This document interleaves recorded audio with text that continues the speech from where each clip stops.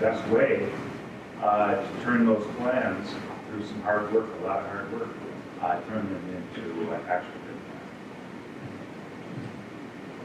plans. Thanks, Eric. We've all seen strategies and execution go well, go very well, and go very bad.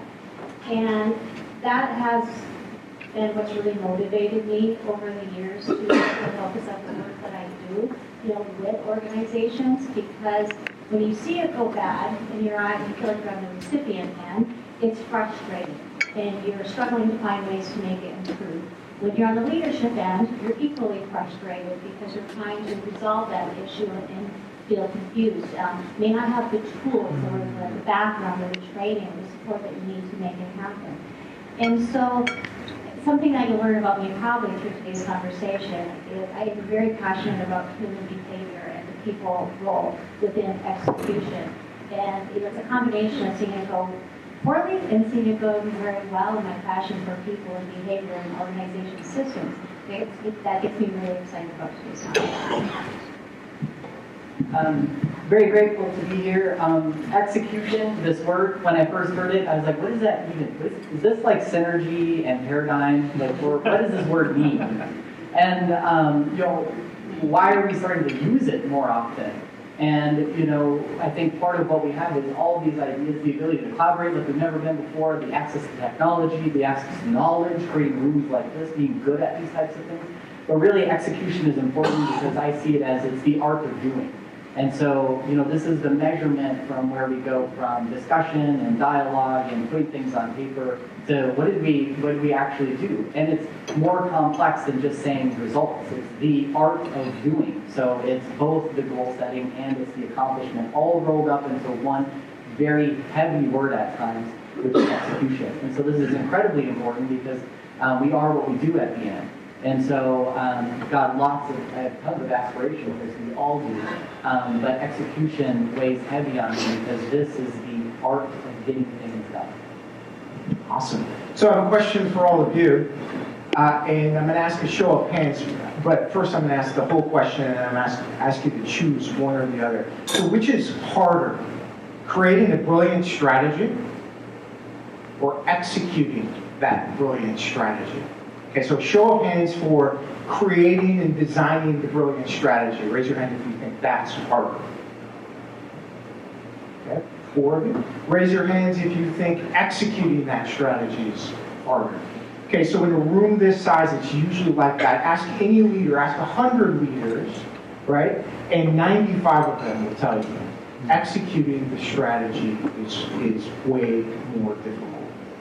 It's easier to get it on paper, and executing it and making sure it's executed throughout your organization is way more difficult. So the question I have for the panel is, what in the heck, from your experience, makes execution so hard? Why is it so difficult? So execution, also this word I think is funny because it's a double meaning, because it's like, at first I was like guillotine, and what makes execution so incredibly difficult is because you have to say no to a bunch of stuff. And that is one of the most challenging things ever when you've got so much you can do, so much capacity and so much, just even looking in this room, what we could possibly do together. The difficult challenge is to say, what are we going to remove to actually get this done? And knowing full well that we try to schedule every minute, but there's no way that something doesn't come up. In fact, that's most of what we end up doing if we're going to be high executors, is being able to deal with the things in the margins appropriately so we can keep advancing forward to get as near or as over as the goal that we set for ourselves. A couple things come to top of mind while I could create a very long list in regards to what makes execution so hard, but the whole process of executing is based upon so many different components. As I mentioned, the people component. Hardest thing to manage alone is the people and behavior and the perspectives and past experiences that are developing those habits and who they are. So the people piece of it. The processes that are in play when you're trying to execute.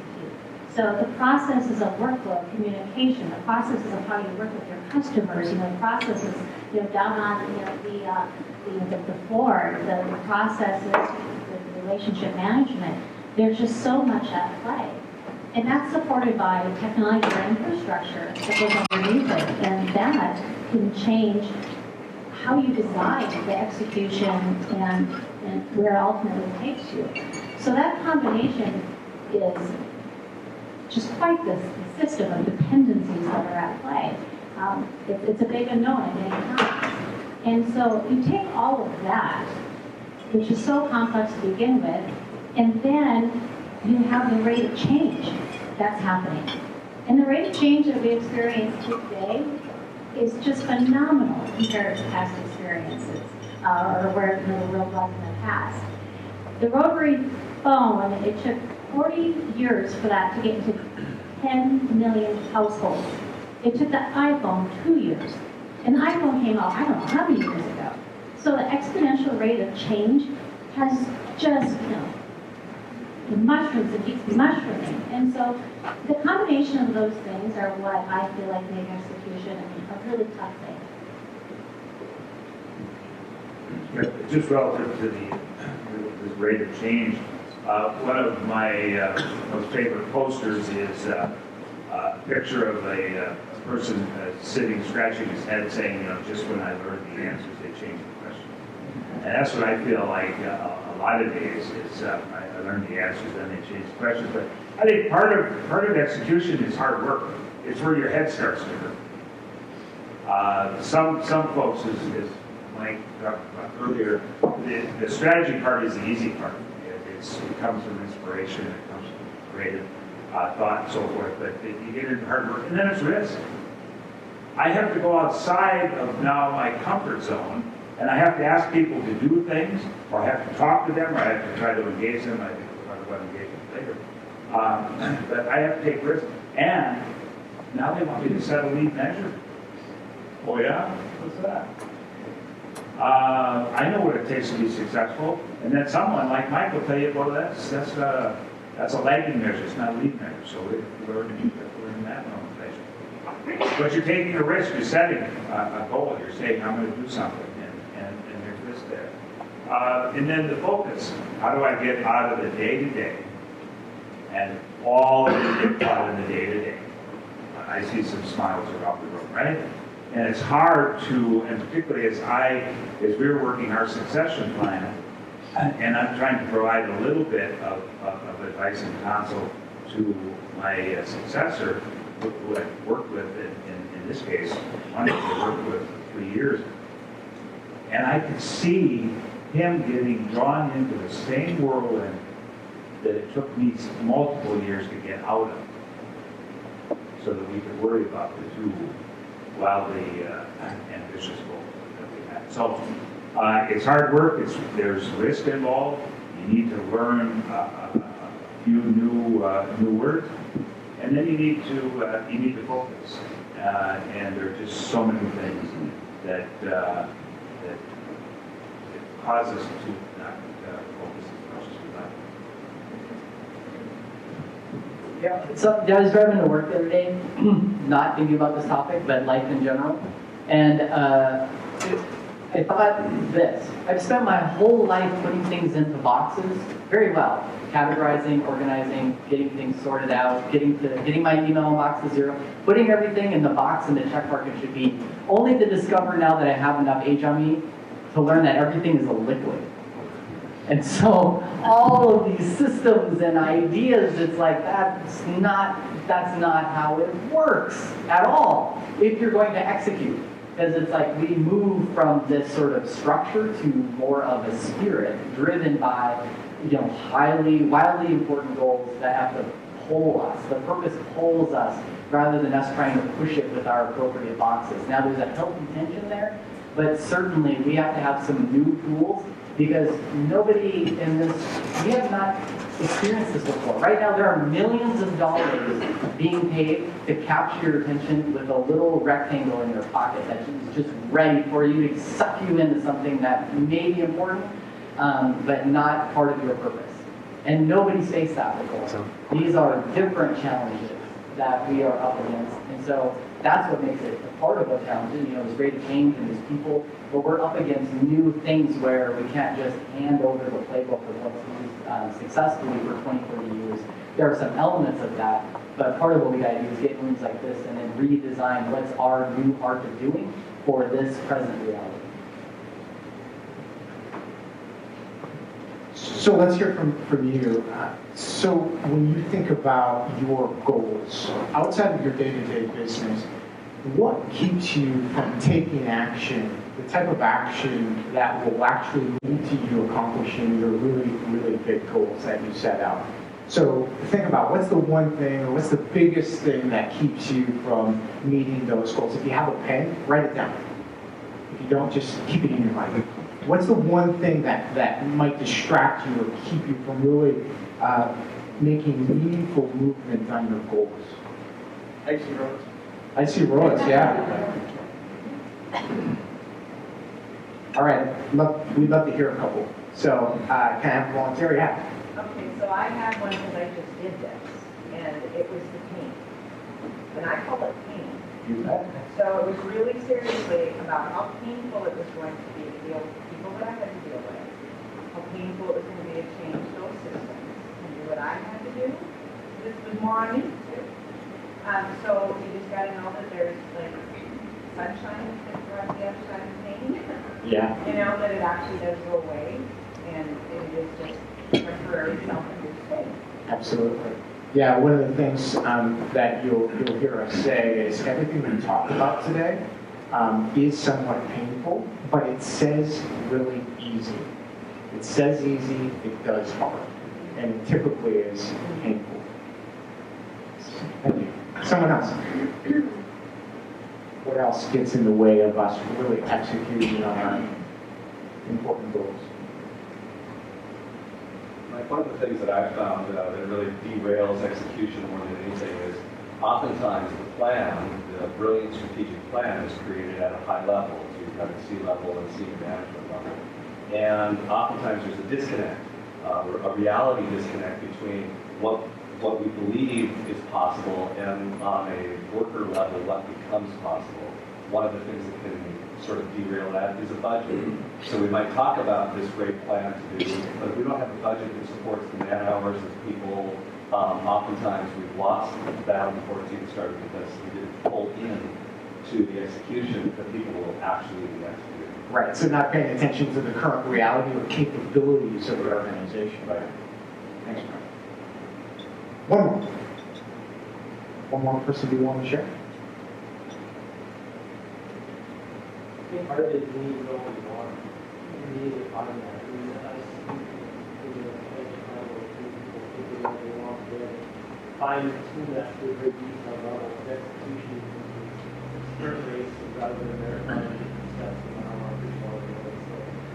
So one, the goal is getting very specific, but then also cultural alignment around that goal, and having alignment incentives with your team, you know, and then your other centers of influence or whole partners to execute that particular alignment. That can really be real when you don't have it all. Thank you, Paul. So, can you hear in the back when folks are talking this way without the mic?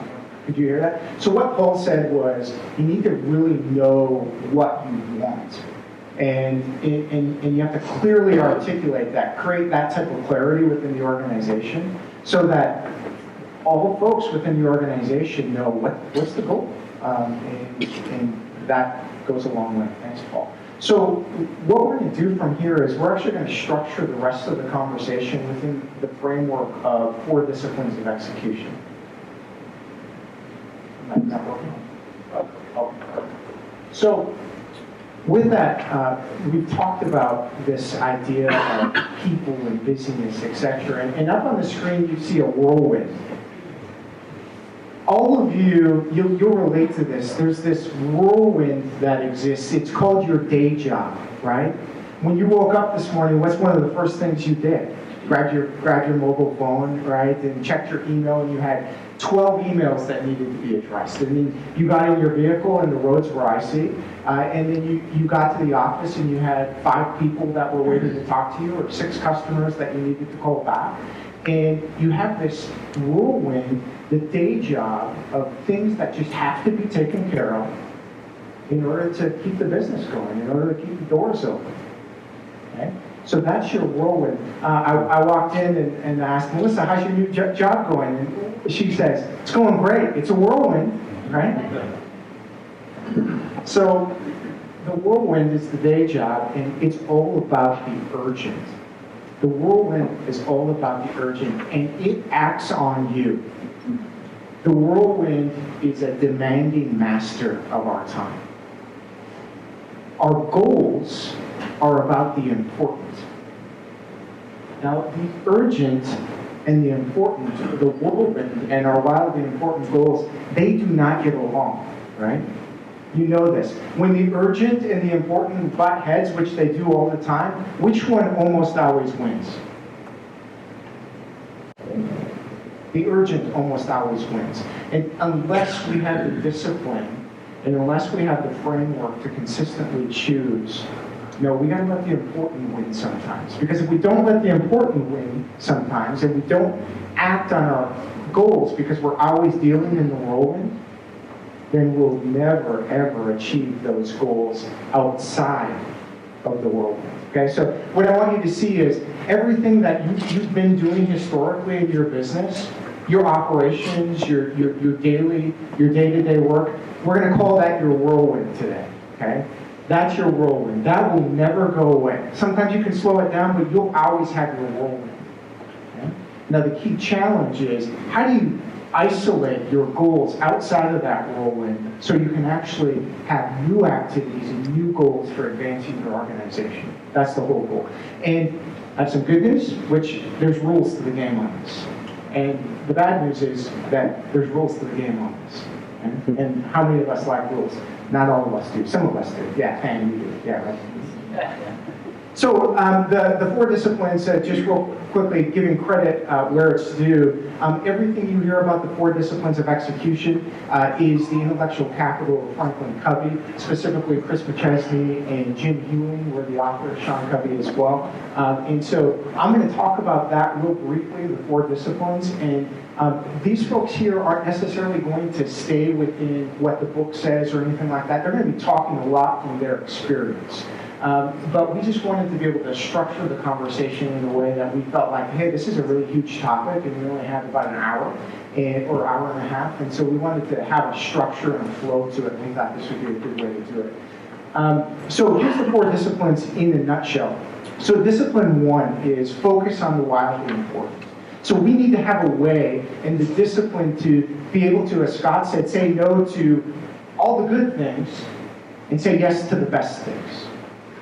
Let me say that one more time. Say no to all the good things and say yes to the best things, because here's part of a sub-rule of discipline 1, is that there are always more good ideas than there are capacity to execute. How many of you have experienced that? You build a list, what should we do in 2018, right? And you build a list and you have 30 things on that list, and you just can't execute them all because you're out in a bit. Discipline 2 is act on the lead measures, which we'll cover in a little bit. Discipline 3 is keep score. Create a compelling player's scorecard. And discipline 4, it's all about people. And so that means it's all about accountability. Right? Okay, so real briefly, I'm going to set up discipline 1, and then we're going to give it back to the panel. Discipline 1, focus on the wildly important. And I have a question for you. If you have 2 to 3 goals, if you have 2 to 3 goals in addition to your day-to-day whirlwind, how many goals do you think you can get done? If you have 2 to 3 goals in addition to your whirlwind, how many will you get done? And I'm talking big goals. 1, okay? Any other guesses? Typically, if you have 2 to 3, you can get 2 to 3 done. If you have 1 goal, you're more likely to get that 1 done. But typically, if you have 2 to 3 goals, you can get 2 to 3 done. Now, what happens when you have 4 to 10 goals? How many do you get done? 2 to 3.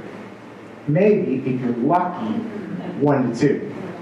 This is called the law of diminishing returns, and we all know it, right? And if you have 10 to 20 goals, how many do you get done? Zilch.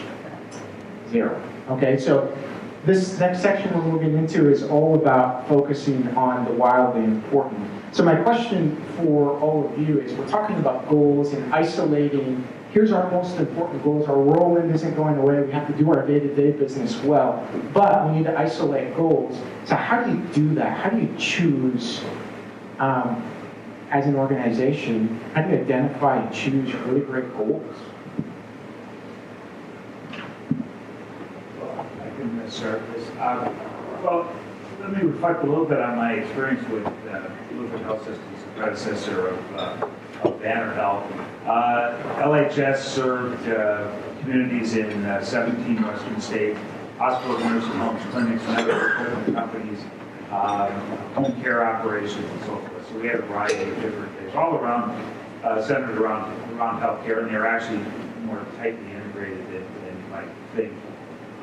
Just listing out all of those. So we had a quarterly strategy process where we budgeted on a quarterly basis. We had a 1 year, 2 year, 3 year budget.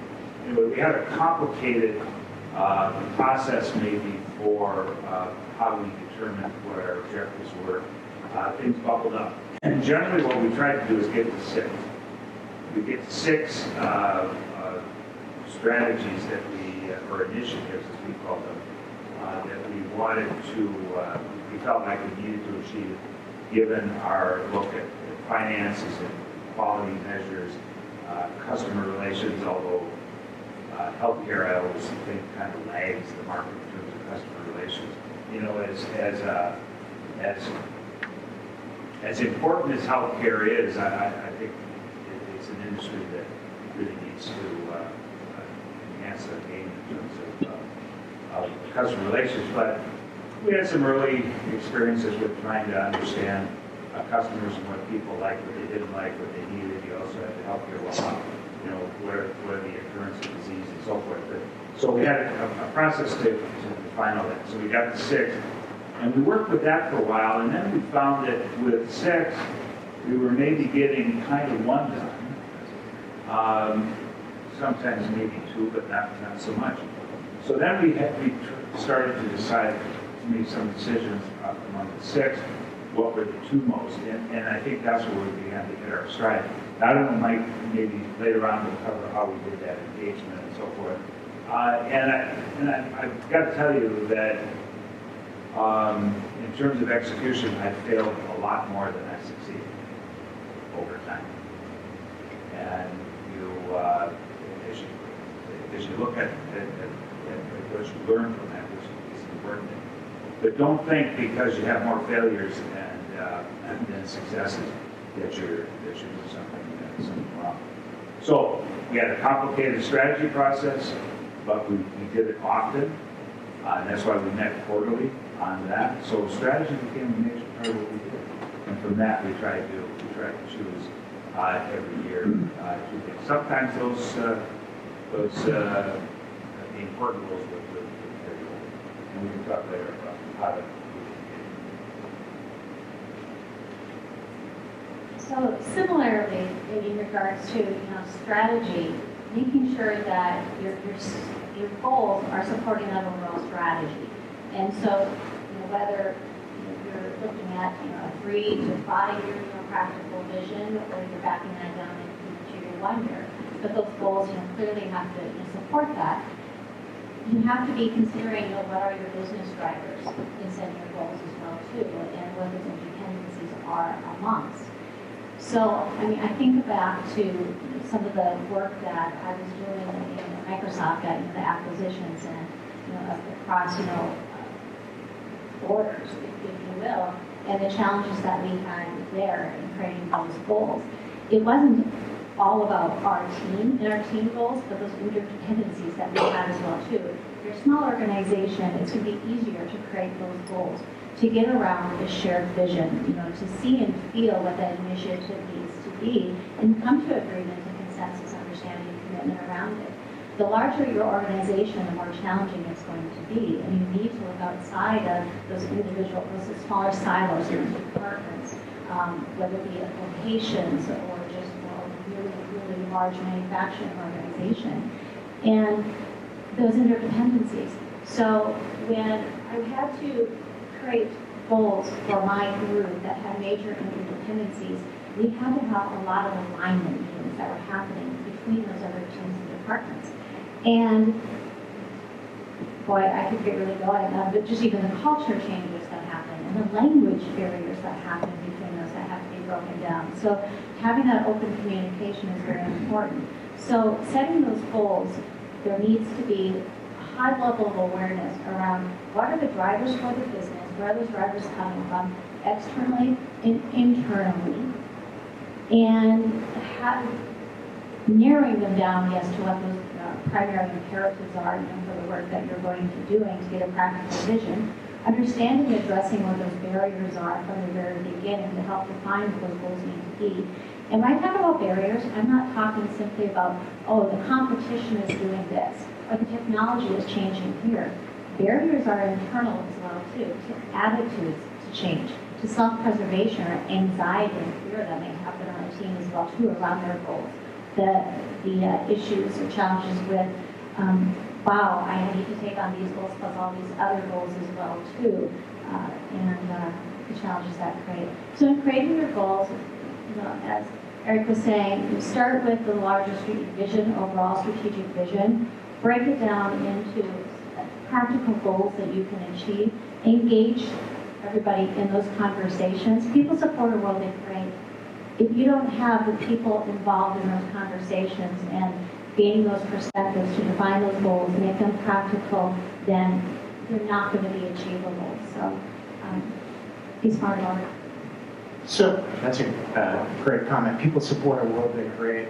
So my follow-up question to you before we get to Scott is, what's the level of how you want to engage your team as a leader in the creation of the goals? So I am all about high levels of engagement. And so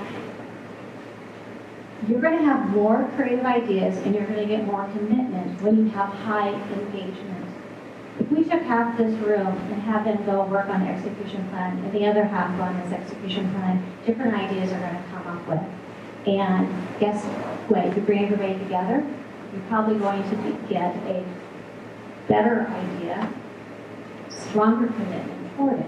And there's ways to do that, even in large organizations, about how you engage. And it's about creating a culture where people know they can have these conversations in groups, but bring it up. They know they can, have that conversation with the leader in a hall where they're approachable. So high levels of engagement is definitely the way to go. My name is Scott. I'm in recovery for over goal setting. Anybody else with me? You ever have the experience you pull like a goal sheet from 4 years ago and you're like, hey, that's the same as today. So how to pick one or two is really extremely difficult. And there's a difference sort of between an organization being sort of an impulse organization and one that's really enlightened, I guess, to sort of say, how do we pick one or two? And one of the things that we have learned through this process of getting to wildly important is that we make time for it. We kind of thrive on this impulse, so we just want to hey, we'll just carve out 8 hours and we're gonna get all the work done in one day, and then that's it.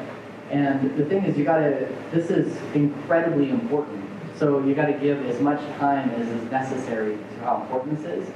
And so if you get it down to just one or two unifying goals, one of the ways that we try to pick this is we debate and debate and debate and debate, and then it sits there for a while until we can all kind of repeat it, and then we hold loosely for at least several weeks until we have a goal-setting season, if you will. And in goal-setting season, we make appropriate time before we submit something that's what we're going to do. We sort of hold loosely to what it is so we can say it back and forth, and then we can name all the things that start to come up when people go home, and then they think about it, and then they come back, and then we have the buts and the what ifs, and as Paul mentioned, you have to know what you really want.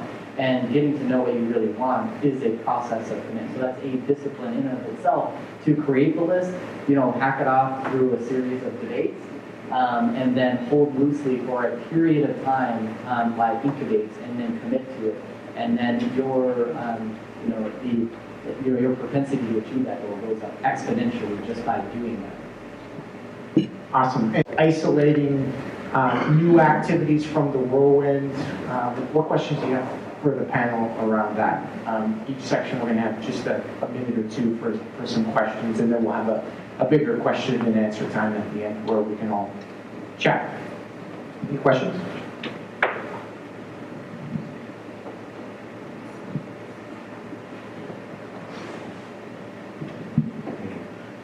Question is how do you say what goal is more important?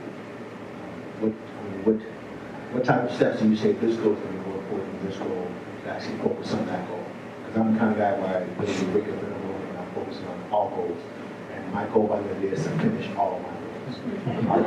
So, no, seriously, it is. Can we help you with a new goal? Maybe not to do that? I've been reading a lot about Mark Zuckerberg and Elon Musk and things like that, and they have the same amount of hours that I have today, yet they're able to accomplish this. And so I started to focus on that, so I started to take literally my days like 16, 17 hours a day. I'm sleeping 4 hours a day, I'm focusing. I'm making sure I reach every one of my goals every day. So I'm wondering if that's a problem, do I need to see somebody about that, or is there a way to figure it out what are the most important goals I should be focusing on, I guess?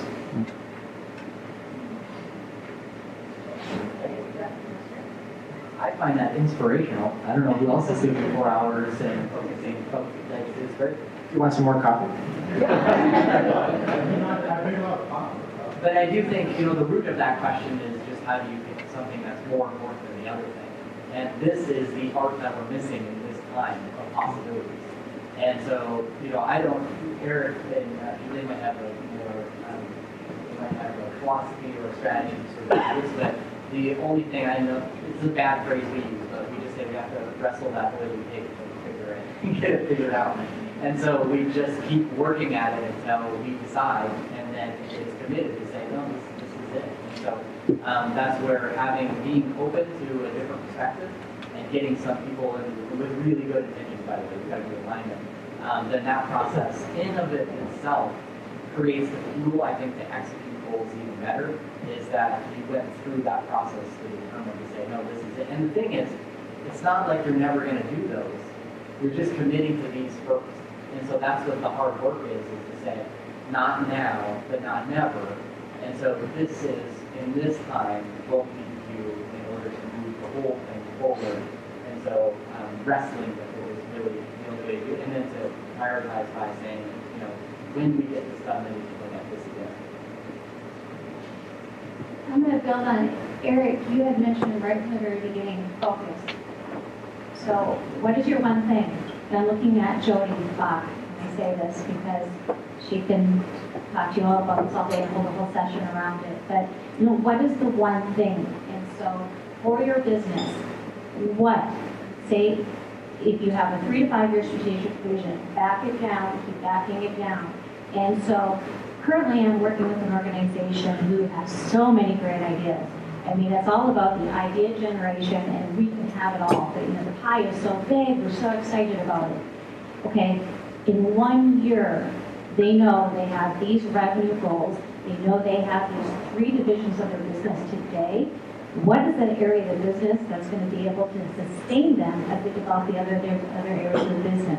So their focus is on creating a sustaining division of that business so they can be investing in building the others. What is that one thing that's going to be able to focus on? It's going to move you forward to that longer 3 to 5 year strategic vision. So that's what I think about it. Not to belabor some really good points longer, but I wonder how many sole proprietorships do we have in you drive in your own business? Lutheran Health Systems had 15,000 employees. Banner had 25,000 employees. When I started a company to consult, to do work for Banner, when I left that organization and retired, first time. Then I started working for them again under contract, so I was driving home business, and then I had to add 3 people. So and I think sometimes the single proprietorship and driving an idea into a business, Facebook, you mentioned, or the electric automobile, or all that sort of. It seems like there's a different kind of driving force, and I don't know that I'd have a lot to tell you about how to set those goals. I think what Andrea and Scott mentioned make sense, some kind of way to work through some kind of a process to figure out what's going to be that crucial thing that you drive. I mean, I think underlying Facebook, there's probably 1 or 2 main things. There's a lot of accoutrements around it, but there's a couple things that are the main drivers. I can't tell you precisely your particular business, but I know there are other suppliers that still need to consider it.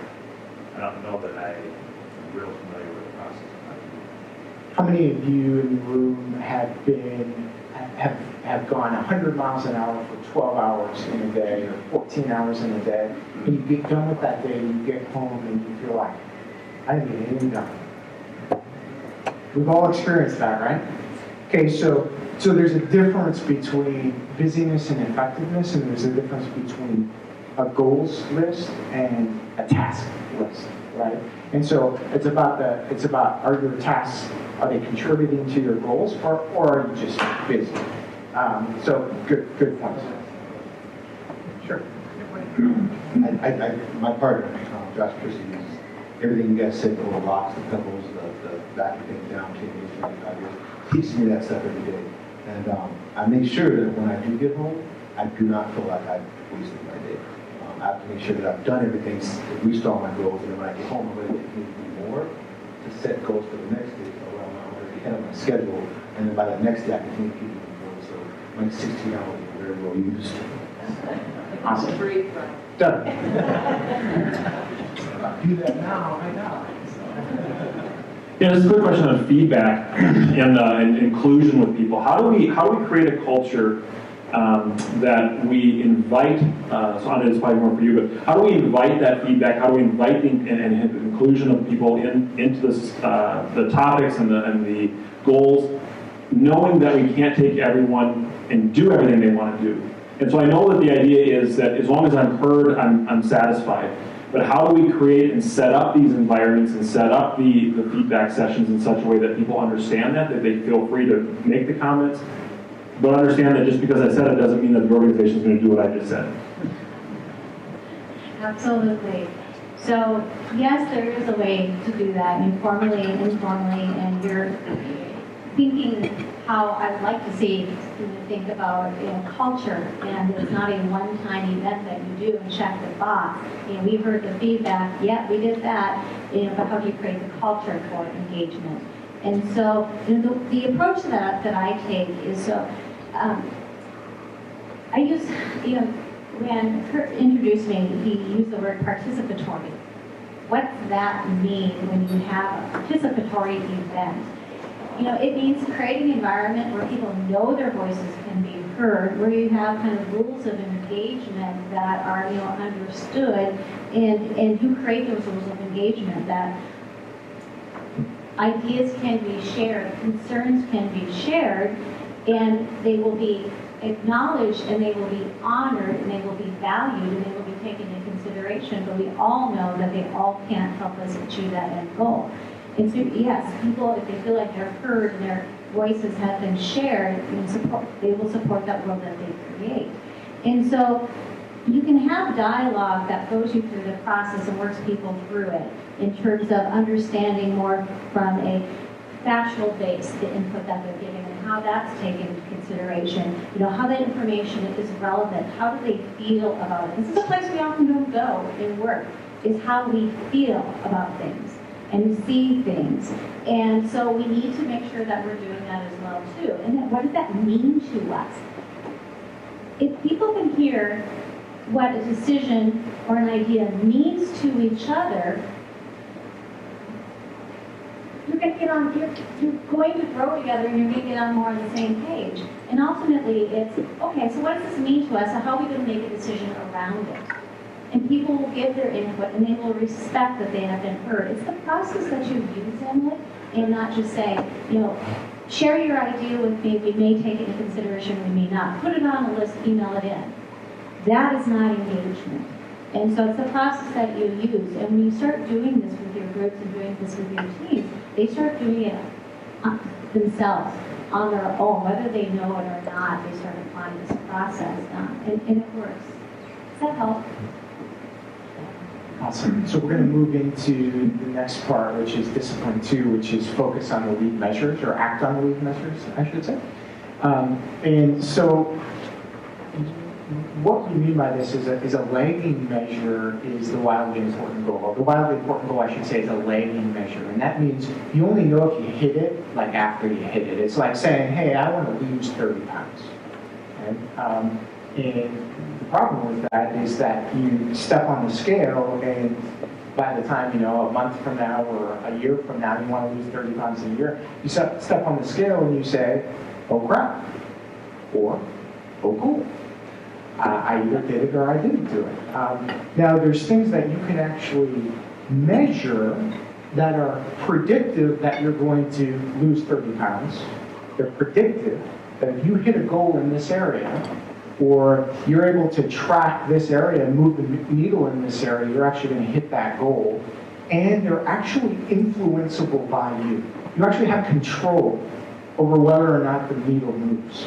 Okay? And so in getting a team to focus on the wildly important goal, it's important that we set the wildly important goal, but that's not what we're always looking at. We actually want to figure out what are the lead measures that if we hit those lead measures, we actually will hit our wildly important goal. And they have to be predictive, and they have to be influenceable by the team. Okay, so when it comes to weight loss, if you want to lose 30 pounds, or if I want to gain 40 pounds because I want to play for the Bison, there's 2 or 3 areas that that are predictive, that I'll gain 40 pounds, and that are influenceable by me. Anybody tell me what one of those areas might be that I could have a lead measure in? Yeah, I need to eat, right? I need to eat. So I can measure the quantity and quality of my diet, of my caloric intake, food, eating, okay? Diet. What's the second thing? Exercise. I'm going to have to hit the weights, right? Okay? And so this thing might be my friend, okay? Because I'm going to know what type of exercise I'm doing. And that's predictive, and it's influenceable by me. I can control how much I'm lifting weights. I can control the type of exercise I'm doing. And so that's the goal, is we have to, if you take a look at this, we have our big rock, or our wildly important goal. But what we're saying is, what predicts and what's influenceable by us? We're trying to figure out what are the levers that we can pull on to move that wildly important goal.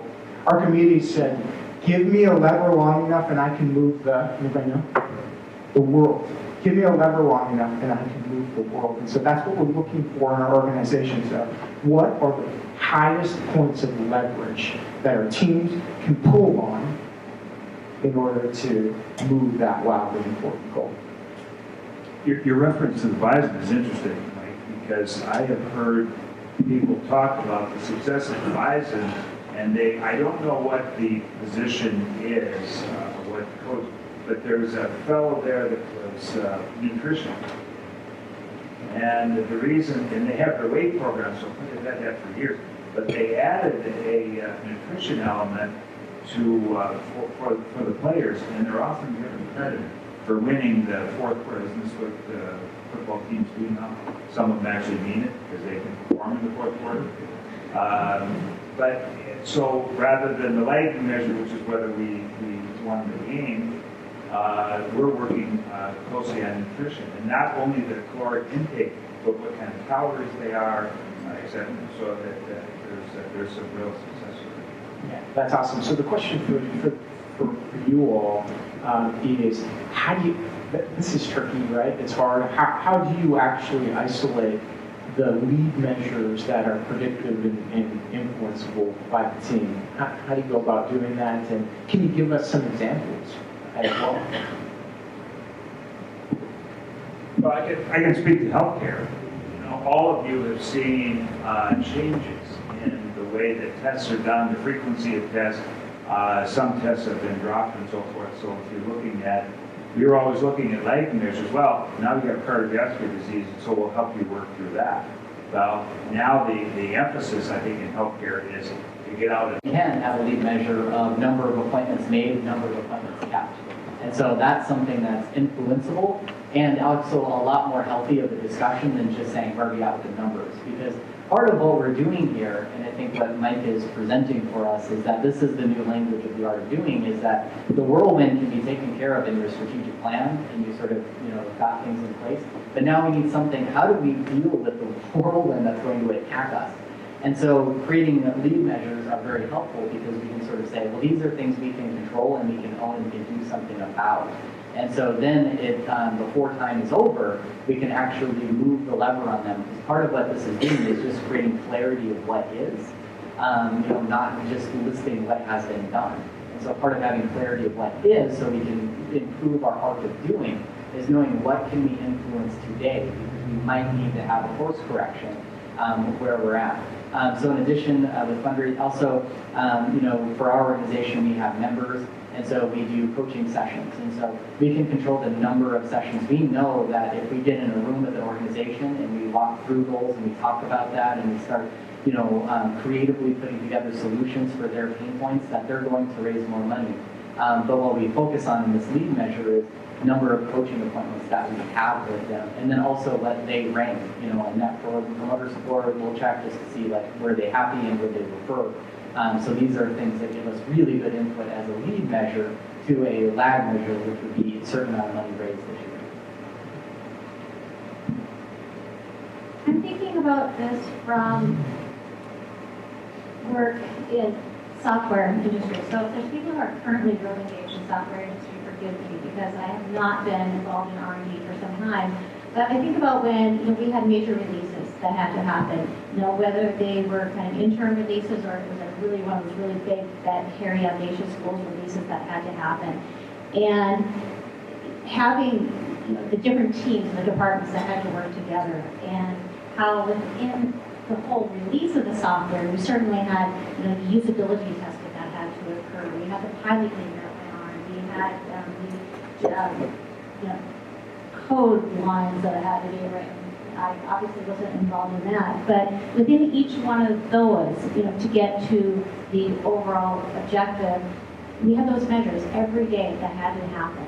And so every day, perhaps, we had to have this amount of testing completed. We had to have this much of experience, with the user, accomplished. I had to have this much happen with the localization team in terms of the translation and pages translated, for example. But within each one of those, I'm going to go back to the whole people, process, technology, part of it as well too. So you can have these levers, but supporting these other levers is the infrastructure. So don't forget to look at enabling your team, enabling them with the right processes, procedures to get it done. Maybe that's communication. Enabling them to remove those barriers, enabling them to have the training and tools that they need to do their job, and having that overall infrastructure in place.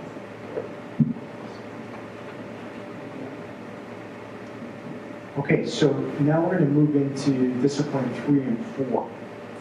And one of the things that I would just say to set this up is when you're executing, we don't want to underestimate the behavioral component. Execution, where it falls down, if you think about where it falls down, it's almost always around people. Almost always. And if you're a sole proprietor and it's just you and you're not executing, then it's about you, right? It's about your behavior, okay? So there's two things, and the first one is keep a compelling scorecard. And with that, I'll say this: people play differently when they're keeping score. You ever watch a Little League baseball game or a pickup basketball game or a soccer game where little kids are playing and there's no scoreboard? And they're just kind of messing around, and then all of a sudden somebody says, hey, let's keep score now. And all of a sudden the level of athleticism changes, and all of a sudden they're playing seriously now. Okay? And the same is true in our organizations. If we can set up a winnable game, and there is a gamification to this, if we can help set up a winnable game for our employees, and they feel like they're winning, and team members feel like they're actually contributing with their behavior to the wildly important goal, to the lead measures which move the wildly important goal, the level of engagement just goes through the roof. We are able to secure that type of commitment that leads to execution. So that's the first thing. Here's just a few rules on keeping a compelling scorecard. One, it's got to be simple.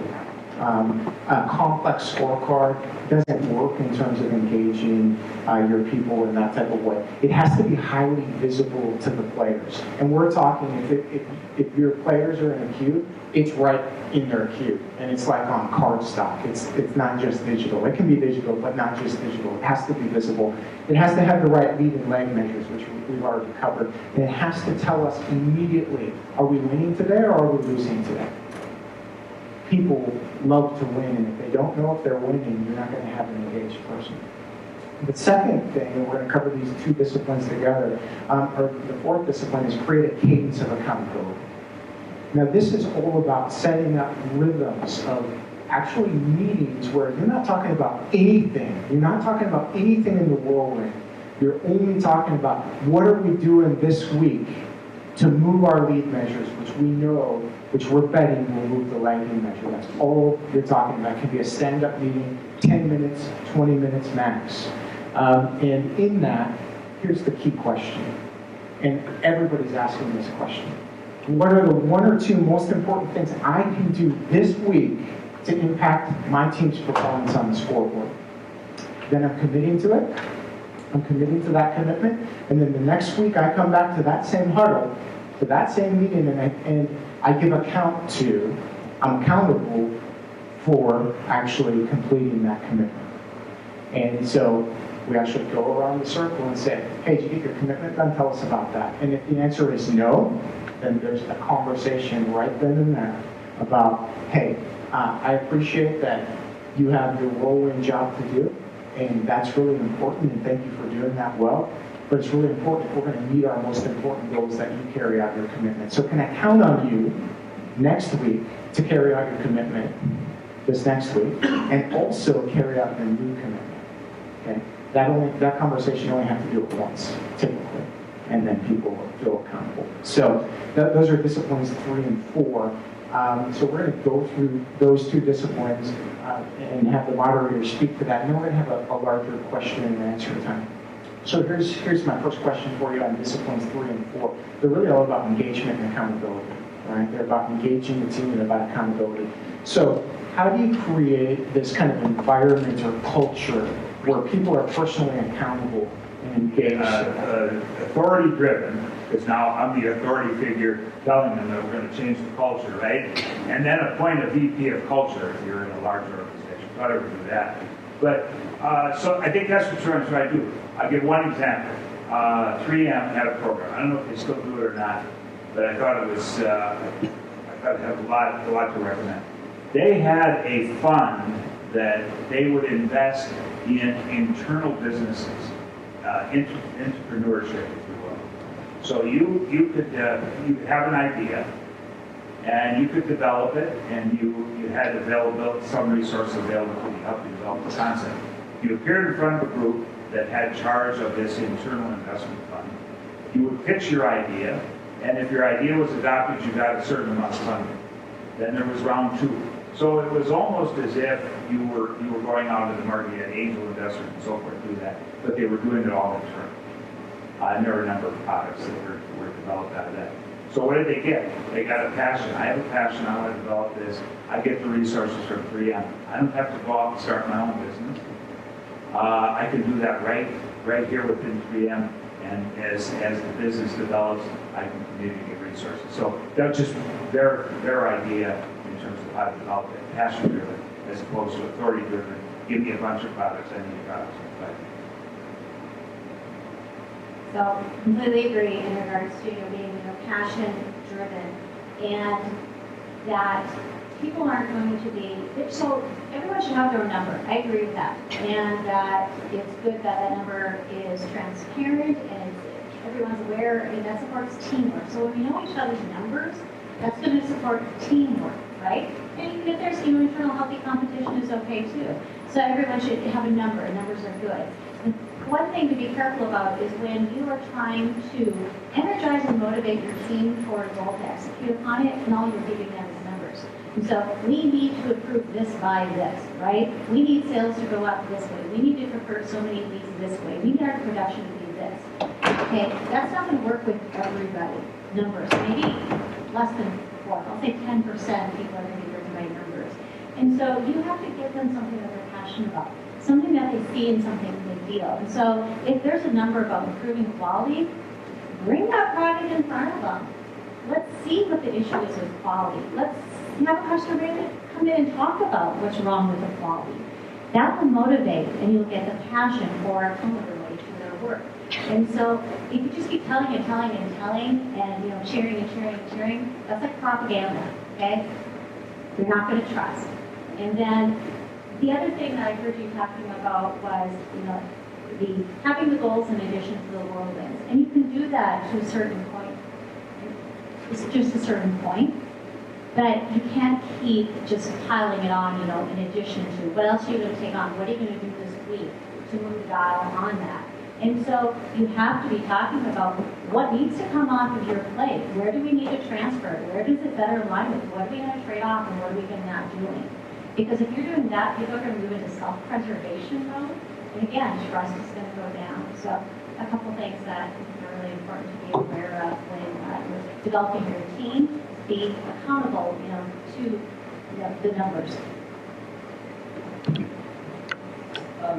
For me, this comes down to a couple words, which is cup, calendaring, and culture.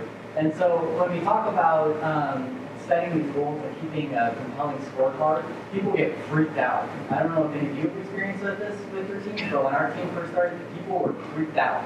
And I don't know, it was like the issues kept coming up. And it was like an episode of Scooby-Doo, like there was like the goals aren't being met or we're off. That can really quickly turn into a conversation about your fault or your fault. And part of how we transition out of that is just to say, this is what we said we would do, what happened? I mean, the whirlwind happened, so it's not, somebody passing away or there's a change. Like, this is all very normal. I do think something we have in our Western education is we just want an A+ at everything. And it's like, it's okay. You're gonna have some helps, right?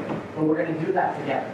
And so part of it is to just say, okay, this helps us to guide us. This isn't going to be stable to your back as we walk down the hallway. And then calendaring. So once you've got a compelling scorecard, this helps to clarify kind of where we're at. We're doing that sort of metaphorically as a cup side by side. Calendaring is incredibly important. I have found that I was awful at this. So I actually had somebody reviewing my schedule. And then it was the most awkward, embarrassing, awful experience I've had in my life. Right? And I've had some really bad experiences, guys. But I sent something on my calendar, and they just started picking apart in terms of what was wildly important. And I had a whole bunch of changes I had to make. And that led to a lot of changes, even coming down to like a DNA level of how I had to change and operate if we're going to move into this execution zone. For sure. And I think that all is driven, Doug asked a really good question about how do you create this culture. I think if you can get it where it's off of a personal sort of conversation and more on this is what we're trying to do together, and this is the purpose, then the purpose pulls. And then our passion is the energy that drives us towards the accomplishment of that purpose. And that allows us to sort of see through the difficult people issues that come up as soon as you put the scoreboard up. And, I got the great fortune of working several years with my father, which, by the way, if you want to learn about yourself, drive around in a Prius with your dad for hundreds of thousands of miles. But anyway, and somebody I wish was here greatly in this seat instead of me, I do for his wisdom. I think he would have a lot to share. But he used to, he had a southern accent, which we called speech impediment, because he had been here for 20 years. But he said, you could be winning, but feel like you're losing because you're not keeping score. And so scorekeeping isn't about an A+ or an E+. It's about knowing, are we on track? Is it's an indicator to sort of help us know that we only have so many days here. And so, is this on track? So keeping a scorecard and then having this cadence of accountability where you're regularly checking in a way that makes us feel safe, that we're just trying to all work together to reach our best potential, full of passion to be That's a full lot.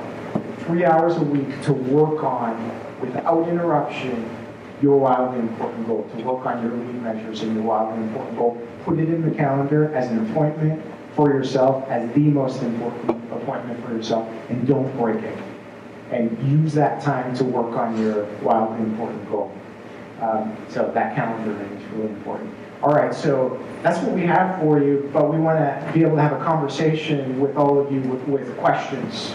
So what thoughts, comments, questions do you have? Let's have a conversation. Let's start with Rob and then move to Joe. So would you consider lead indicators something that you have complete control over? If I'm going to be setting up, breaking down goals for my team, the lead measurements should, if you do them, eventually it should contribute to the larger goal.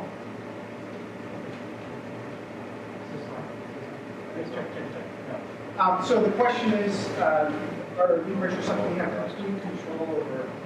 And what I would say to that is not complete control, influenceable. And so that's the key. So if you look at a sales position, the last thing you want to do with like a new salesperson, for instance, that has to execute on a sales strategy is tell them, you're responsible to bring in $500,000 or $1 million. Rather, you tell them, you're responsible for X number of meetings and to do this with the pipeline, right? And so with that, do they have total control over the amount of meetings they can secure?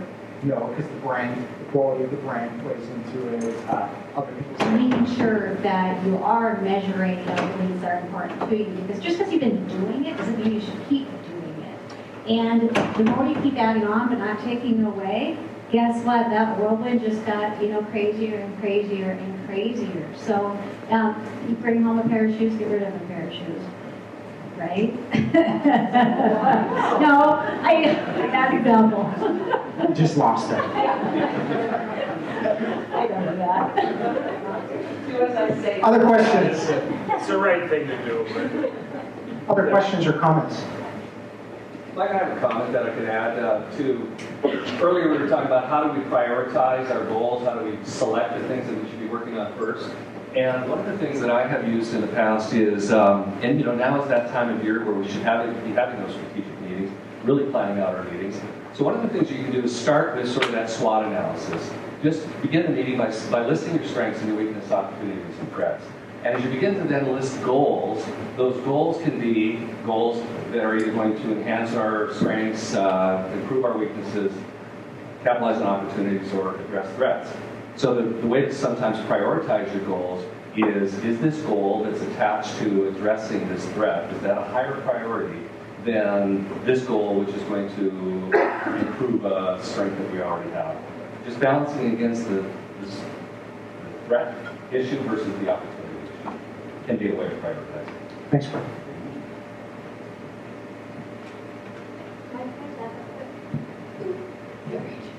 So I heard the word current reality come up earlier today, and so thank you for that comment, Brian, because that's really about understanding your current reality. So you're not going to create goals and execute upon your goals unless you shouldn't, unless you know what your current reality is, right? So take the time to do that assessment and bring people into that conversation. This is where we get to that engagement, because what you don't know, And so you may think you have all the information to set a goal, and I'm going to communicate it with great enthusiasm. People are going to buy into the vision. It's going to be great.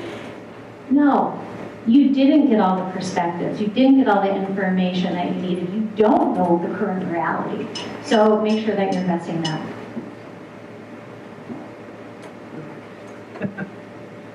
Thoughts or questions? Get your business cards out because somebody's going to win something huge. Russ.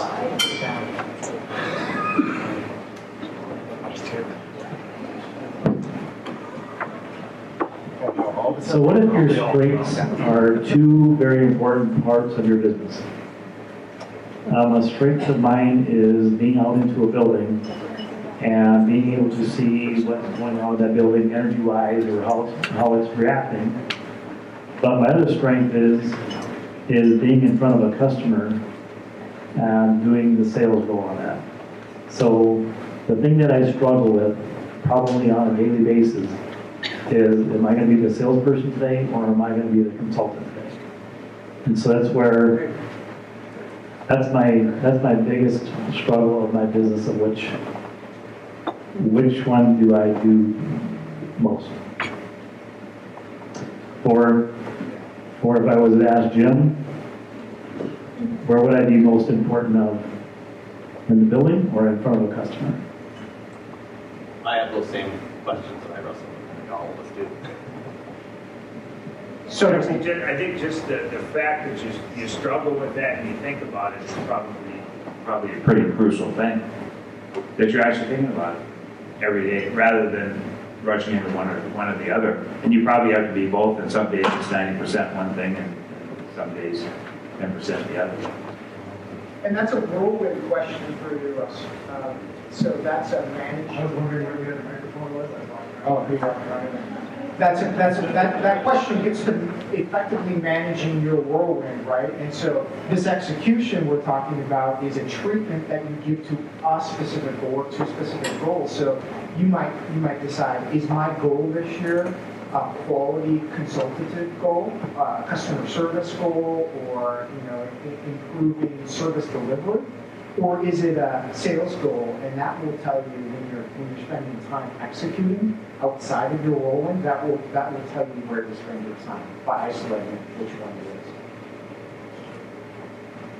Not easy. It says easy. That's hard. Okay, I think. Okay, so I think that's the time we have. So first of all, I just want to thank Eric, Andrea, and Scott. Great job. Thank you for taking your time today to share with us. Really appreciate it. Let's give them a round of applause.